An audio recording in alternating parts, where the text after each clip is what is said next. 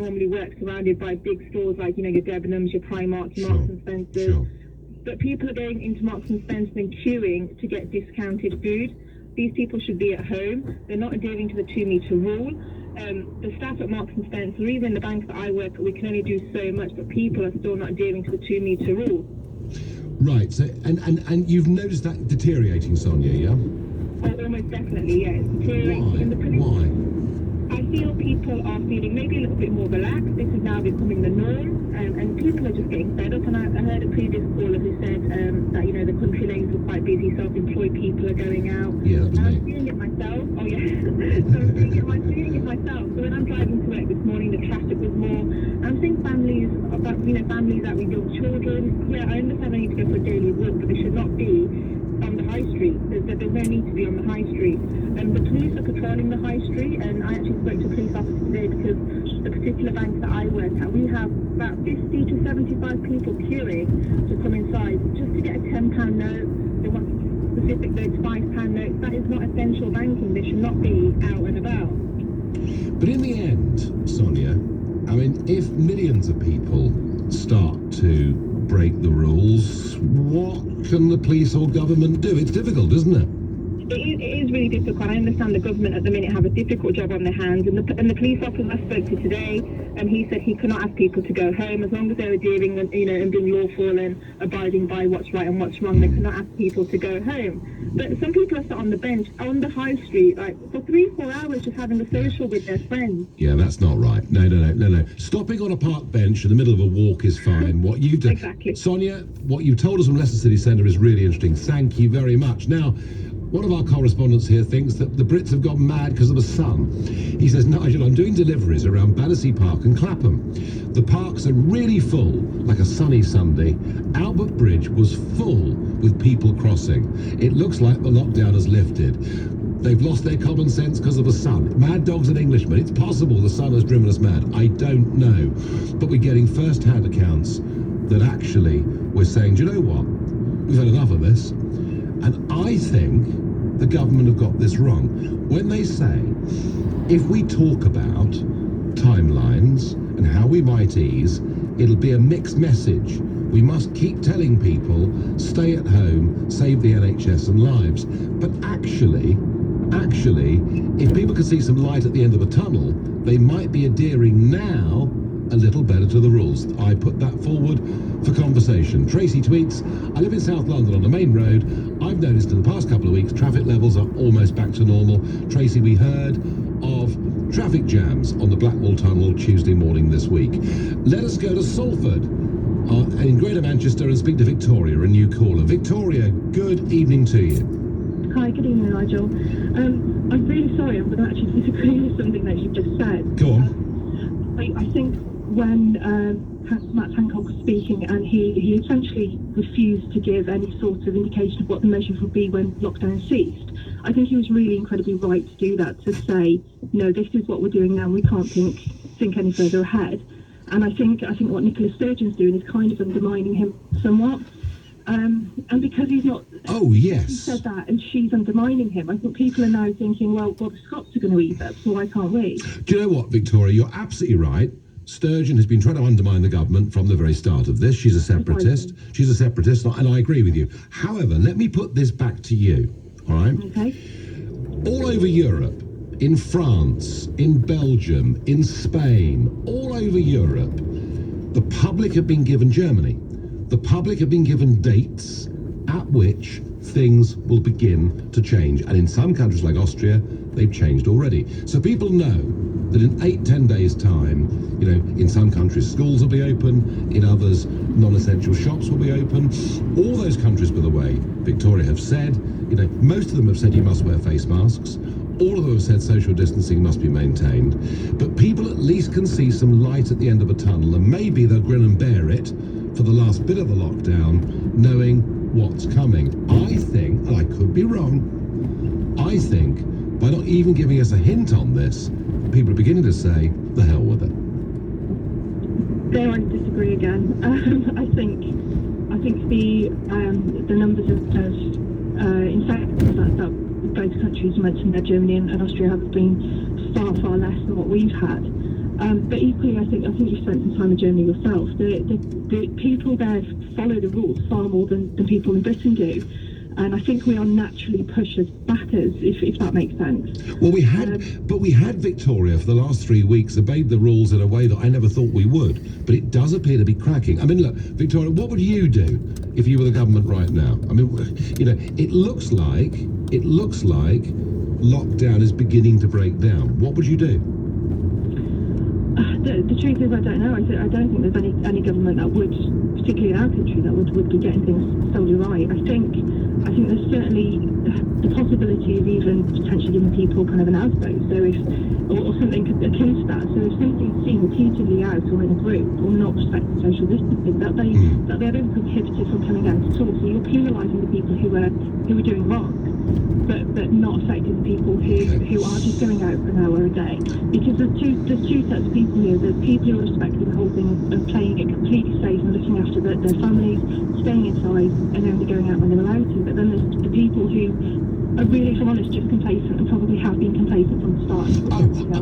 Of course, and there's not much you can do about them, and I know that. You know, when Chris Whitty yesterday said that social distancing measures and changes may last for another year, I wonder whether people just give up in those circumstances. I don't know. Victoria, thank you. Great debate. Thank you for coming on. Eastbourne is dead empty, I get. No extra traffic. We travelled to Eastbourne twice in the last 24 hours to see my mother-in-law. Eastbourne was dead empty. Well, that's one story, but others. Tony in Barking says, I'm a street sweeper. I've noticed far more people hanging around where I work. People on the streets, drinking, eating, takeaways, loitering, very little social distancing. I've noticed in the past few days a significant increase in the volume of litter on the streets and people wandering around, all indicative of a breakdown of the lockdown. And I think we are seeing perhaps the beginning of a breakdown. The weather is clearly a factor, not because it's driven people mad, but because they say, wow, look at this, we want to be out and enjoying it. And I'm not, and I never have at any point encourage people to break social distancing rules, but I do understand why people want to get out and about. What should the government do? Should it stick to the line that the police must enforce the rules? Must it stick to the line that we will not even talk about dates when we might start easing? Or might it be more intelligent to say to people, look, you stick with us on this for another couple of weeks and we'll begin then to start an easing down, to start to allow you to go back to work where it's possible. I think if you treated people in that way, I think if you treated them as grown-ups, they might just respect the rules a little more than they appear to be today. I think we're witnessing a beginning of a breakdown of this. It's now 6:30. Time for the news with Bill Overton. The government's announced millions of essential workers and their families are going to be able to book coronavirus tests online. Supermarket staff, postal workers and bank employees are included. They can make appointments via their company now or online themselves tomorrow. A further 616 people have died in hospitals in the UK. The Department of Health says COVID-19 related deaths now total more than 18,700. Scotland's First Minister Nicola Sturgeon says we need to learn to live alongside the disease. And a string of businesses have announced they plan to restart work in the next week or so. Car makers Jaguar Land Rover and Aston Martin, as well as construction firms Vistry and Taylor Wimpey. The weather mostly dry, clear skies tonight, a few mist and fog patches as well, a low of 1 Celsius. Nick Ferrari at breakfast, weekday mornings from 6:30. Northern Ireland Secretary Brandon Lewis, do you still think the target of 100,000 tests a day will be met? This is a virus that didn't have a test. We got up to 2,000 pretty quick. We want to get to that 100,000 by the end of the month. Why is there a discrepancy between the number of tests and the capacity of testing? A couple of challenges with that. One is people have to go through their employer. They also have to go to a test centre. There's 27 now. We're looking to expand to 50. That will have a big impact. Nick Ferrari at breakfast. With Xero. Get your business digital ready with Xero accounting software. LBC. We've never been further apart, yet somehow never closer. At Barclays, we think it's important to celebrate the people making a difference and help support those affected during these extraordinary times. That's why we're supporting the Big Night In appeal. We've kickstarted our donation with £1 million. And if you're a Barclays customer, we'll match your donation pound for pound, up to a total of another £1 million. So if you can, please join Barclays and donate at barclays.co.uk. All donations will be split between the registered charities. When times change, face-to-face meetings aren't always possible. You can't always predict who's going to be where, when. So how do you communicate? At WTV Global,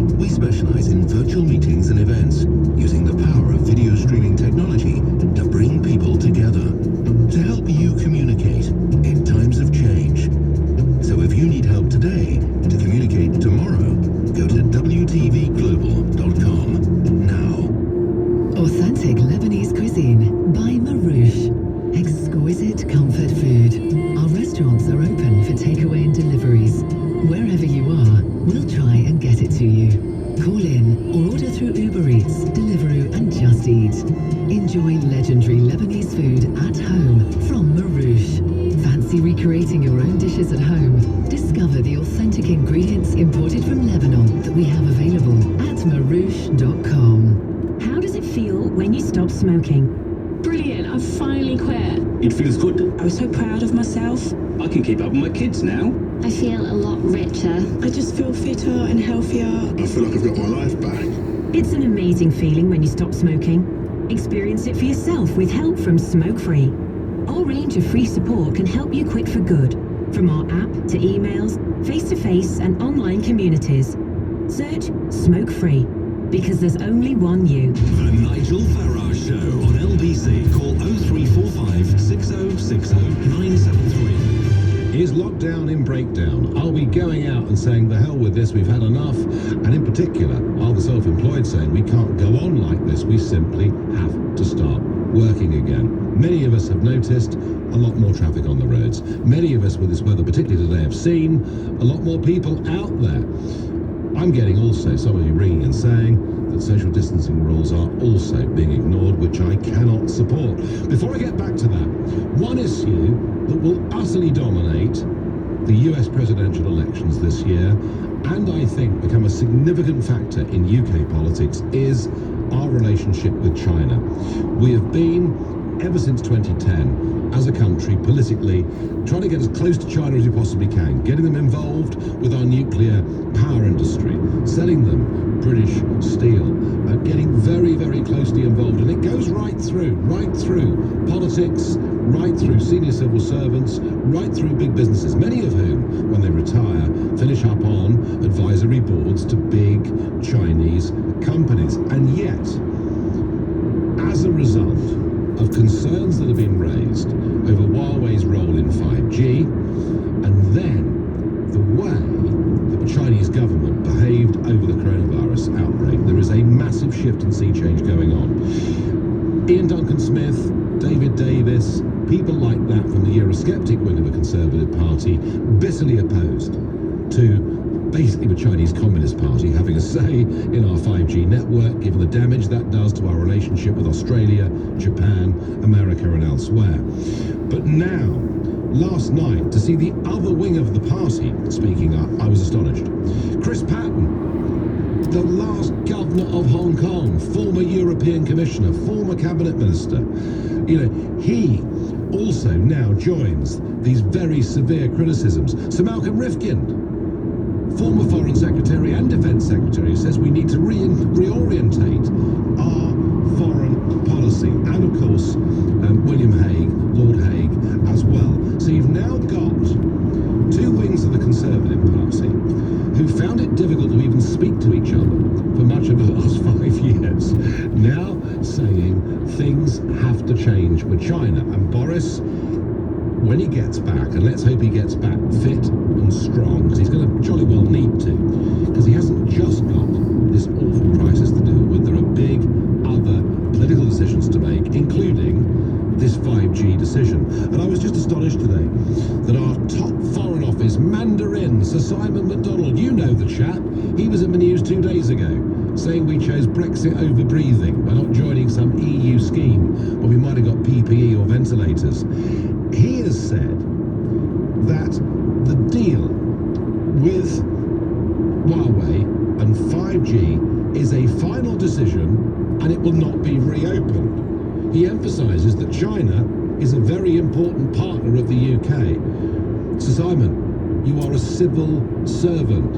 You're behaving as if this is your decision. And I've got in terrible trouble in the past by calling the Foreign Office the enemy within. There's dreadful things were said about me in British newspapers for daring to say it. But I do wonder whose side these people are on. Right, back to your stories on lockdown, what you're seeing, and more importantly, what you're feeling. Neil is calling from Lewis in East Sussex, a new caller. Good evening, Neil. Good evening, Nigel, and thank you for taking my call. Not one little bit. So there you are, nestled between the South Downs and the English Channel. I bet it's been a lovely day in Lewis, hasn't it? Well, it's been a beautiful day. It's lovely. And what have you seen out there on the roads, in the parks? Oh, there's no question, Nigel, that the traffic has increased incredibly. Yes. No doubt at all. And I think you're right. I think part of it is because it's a self-employed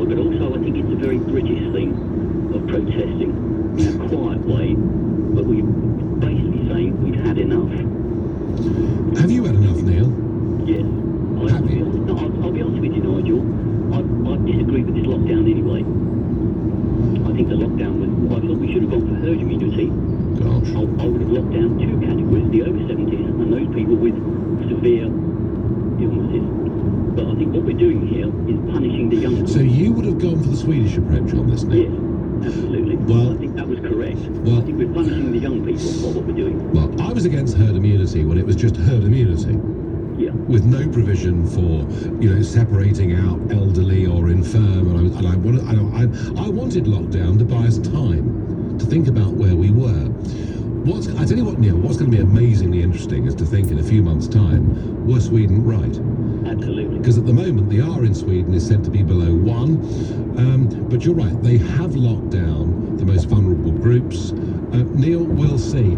So, is this protest going to get worse? I suspect it is. In fact, I'd be very surprised if it doesn't. Interesting. I think you're right. I think the weather is playing part of it. But as I say, I also think we're a pretty placid people. Yes. But I think it's beginning to turn. Have you been surprised, Neil, as I have, at the extent to which we've complied over the last 3 weeks? I have. I've got to be honest, Nigel. I've been very surprised. I'm 62, so I'm no spring chicken. I'll admit that. And I thought we would have a problem with the younger people. I've got to be honest. But to be fair, overall, they've done very, very well on this. Yeah, I think I think in the main, I agree with you. Neil, interesting phone call, and I've no doubt when we look back at all of this, we'll look at the way Sweden did things, and it's going to be very, very interesting. Let's go to County Durham in the northeast and speak to Kieran, who's new to the show. Kieran, good evening to you. Hello. You all right? I'm all right. So what's it been like in the northeast today? Well, I work for a transport company.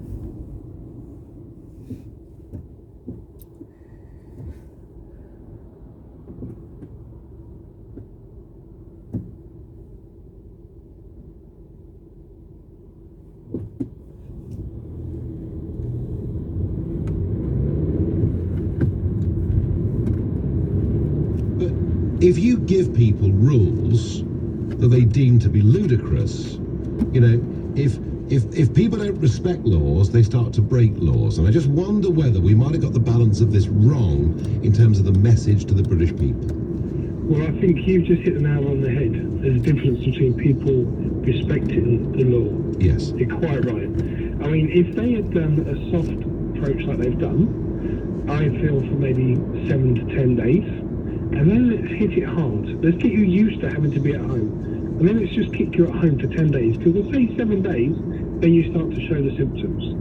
If you'd stayed at home for 10 days, it's likely that most of the population may not have contracted it. And then do a very slow phase out again to where we are now, people would feel they're getting somewhere. Then we may well have seen different figures. Hindsight's a great thing. But I still feel now we could do with a 7-day hit. All right. Just keep indoors. All right.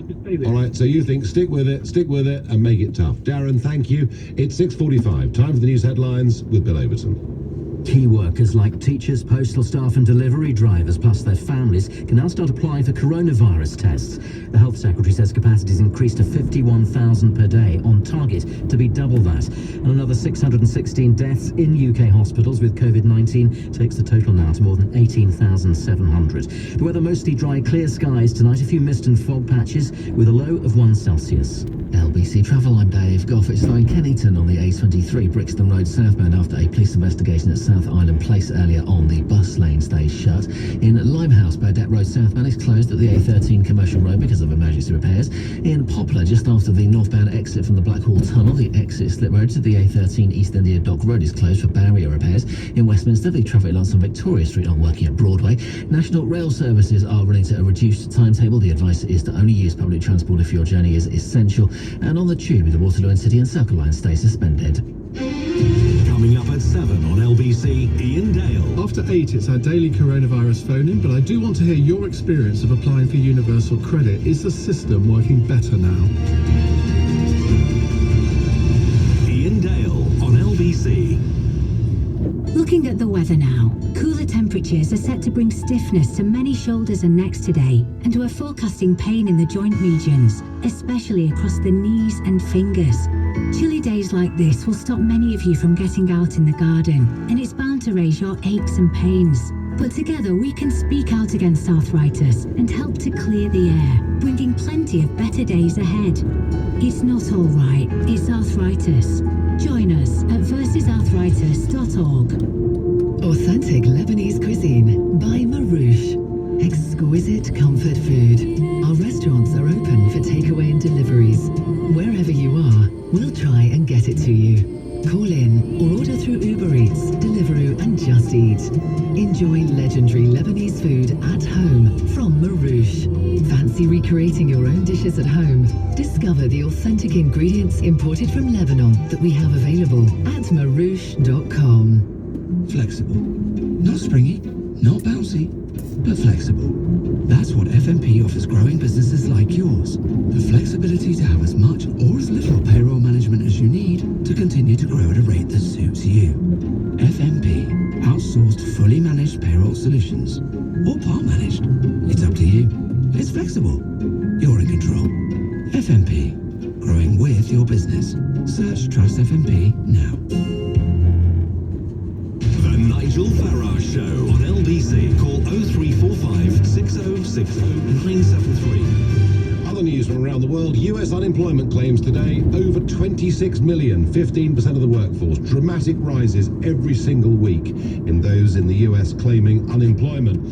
German Chancellor Angela Merkel, who does treat people in a grown-up way, says that Germany will have to make significantly higher contributions to the EU budget. You know why, don't you? Because we are leaving. And last round the world hit. Australia is now calling on the G20 nations to ban the wet wildlife markets in China over public health concerns. And I mentioned China a little bit just a few minutes ago. Joe in Guildford says the issue with 5G is there's only two main players, the US and China. Trump peddles the issue because he wants to make billions. Well, it isn't just about money, believe it or not. This is genuinely about security. And even Australia, who have a very, very high level of investment into and out of China, even they will not let China into their 5G network. They don't trust a totalitarian, dictatorial, murderous regime like the one in Beijing. And for those of you that think this matters, and I believe it's going to be a huge issue in global politics going on from here, I will on Sunday spend at least an hour with you from 10 a.m. talking about China. Is Sir Malcolm Rifkin right? Do we need to realign our foreign policy in the light of what we've learned about them? Let's get back to lockdown. Nigel, I'm a funeral director and urge people to stay indoors and not protest by going out. I fear some of them will end up seeing their local undertaker if not. Yeah, well, okay, but Karen in Redruth says, people by nature need a schedule, a calendar, a diary, a timetable.